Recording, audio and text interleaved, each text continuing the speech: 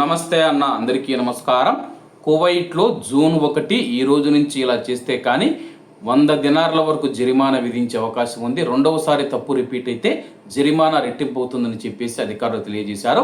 ప్రస్తుతం జూన్ 1 నుంచి ఆగస్టు 31వ తేదీ వరకు కువైట్లో మధ్యాహ్నం పూట బహిరంగ ప్రదేశాలలో పని చేయకూడదనమాట. అంటే సూర్యకాంతి నేరుగా మన మీద పడకూడదనమాట.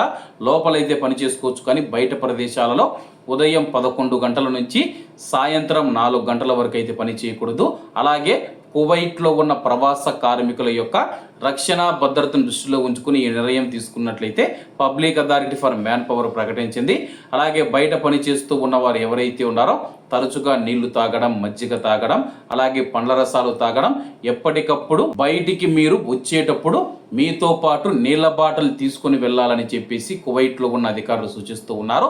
ఎందుకంటే గత సంవత్సరాలలో ఇలా తీవ్రమైన ఎండ వేడికి పనిచేసి మంది ఆసుపత్రి పాలైతే మరికొంతమంది ప్రాణాలు కోల్పోయారనమాట.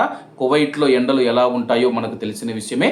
కువైట్లో ఎండాకాలంలో వాతావరణం మనకైతే ఒక సవాల్ విసురుతుందన్నమాట. బయట పని చేస్తూ ఉన్న వారికి ఆ సవాళ్ళను తట్టుకొని మనమైతే పని చేయాల్సి ఉంటుంది. కాబట్టి ఎవరైనా సరే కానీ 10 దినాలు ఎక్కువ ఇస్తాం పని చేయమన్నా సరే కానీ పని చేయవద్దండి. ఒకవేళ మీరు పని చేస్తూ ఉన్నప్పుడు అధికారులకు పట్టుబడితే కానీ కార్మికుడికి పడుతుంది, యజమానికి కూడా జరిమానా పడుతుంది అనమాట. కాబట్టి ఈ యొక్క విషయంలో చాలా జాగ్రత్తగా ఉండండి. గత సంవత్సరం కూడా మనం చూసుకుంటే ఇలా 100 మందిని అయితే అరెస్ట్ చేయడం జరిగిందనమాట.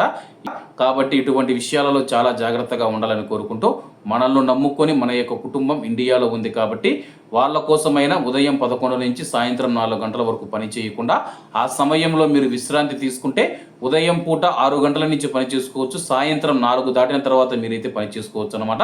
కాబట్టి అందరూ బాగుండాలి, అందులో మనం ఉండాలి. అందరికీ నమస్తే అన్న, జై హింద్.